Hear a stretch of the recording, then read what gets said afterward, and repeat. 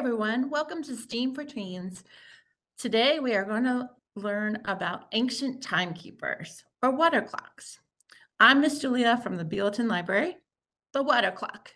Nowadays, many people look at a phone, smartwatch, or even a wall clock or old-fashioned wristwatch to see what time it is. Clocks seem to be everywhere today. They can be found in our computer screens, cars, stovetops, and many other places. Have you ever wondered how people could tell time before clocks? You may think of the sundial, but in order for a sundial to work, you need the sun. How did people measure time if it was cloudy or nighttime? To tell time, many ancient cultures around the world used water clocks.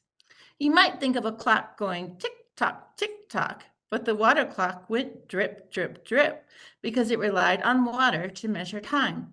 The water clock recorded time by measuring water escaping from a vessel.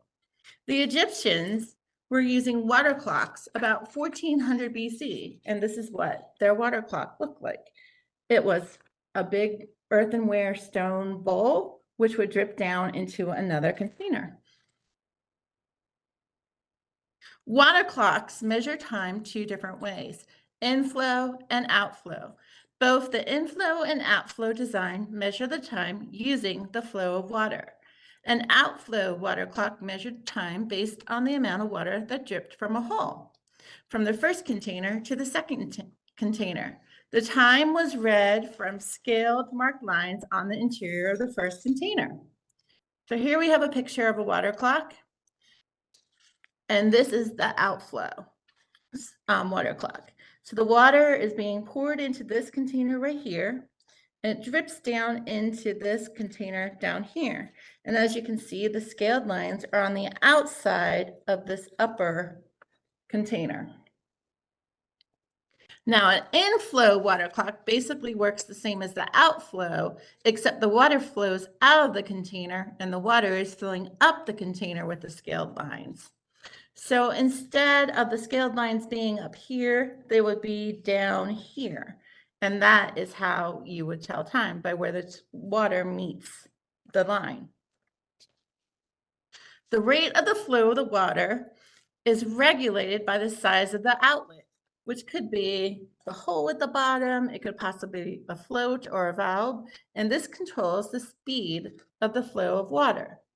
And water clocks can be calibrated to measure different units of time, such as hours, minutes, or seconds, by changing the size of that hole or the valve. You could also change the size of the container.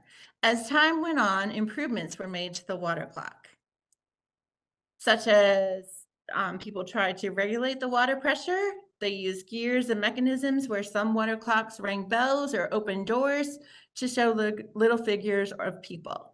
The water clock was an important technological advancement in ancient times and a precursor to the modern clocks and timekeeping devices we have today. One last interesting fact: the water clock was used in Rome to regulate or time the length of speeches in law courts.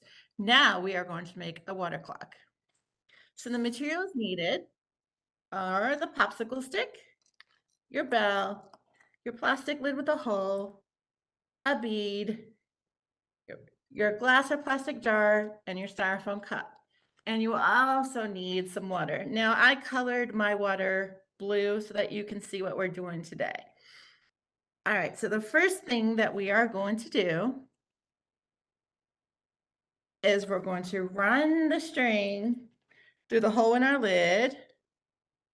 Make sure that hole is really, really big so I can get the fishing line through there. So you're going to run that through the hole. All right, once you do that, you have the lid on the hole, on the lid on the string. And then you're going to tie a small bead so that it falls on the inside of the cap. So you're going to tie it on this side. So let me put my bead on there.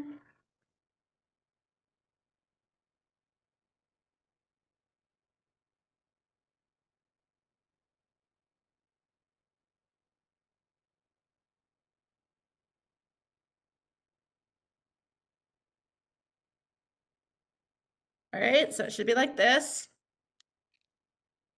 Bead isn't falling on the inside of the cap. Okay, and then you're going to tie the bell onto the other end. So it should fall, it should be coming out of this top part of the lid. So I'm going to tie my bell on there.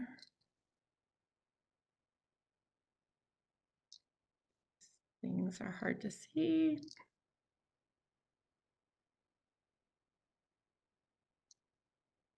Okay. So now this is the tricky part. You may have to tie it several times. So the first time you tie it, don't tie it real tight. And you want to tie it relatively close. I have a lot of extra thread here so I can show you guys. All right, so we have the bell, the top part of the cap, and the bead. So now what you're going to do is you're going to take your styrofoam cup, and I already have one that is measured. You're going to put your, let me turn so you can see. So we have our jar with our styrofoam cup in it. We're going to lay our popsicle stick on the top, and you want to make sure that it's pretty even. But before and then you're going to take your contraption that we made with the lid, and we're going to balance that bell on top of the popsicle stick. Once everything is level, you are going to add your water. Now my water is blue and has food gel in it, so it's going to go a little slower than normal water would. So we're going to pour this very carefully in here and trying not to pour the water on top of the lid. And it's going to drip down through the hole.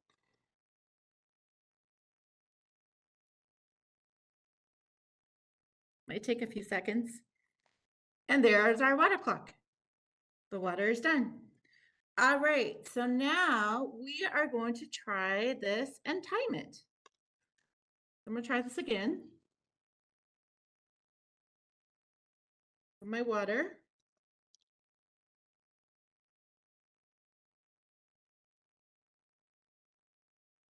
Got my styrofoam cup, my bell, placed on top of my popsicle stick.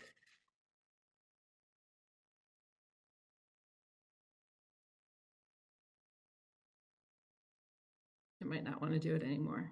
All right, I'm going to get my timer ready. And my timer ready, and I'm going to be very careful to not pour my water on top of my lid.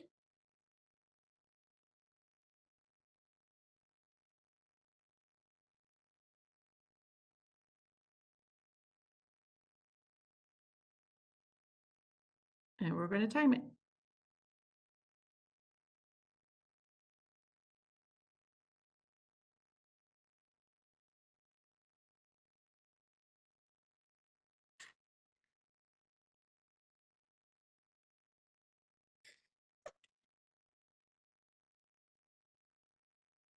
So there we go. It took 14 seconds.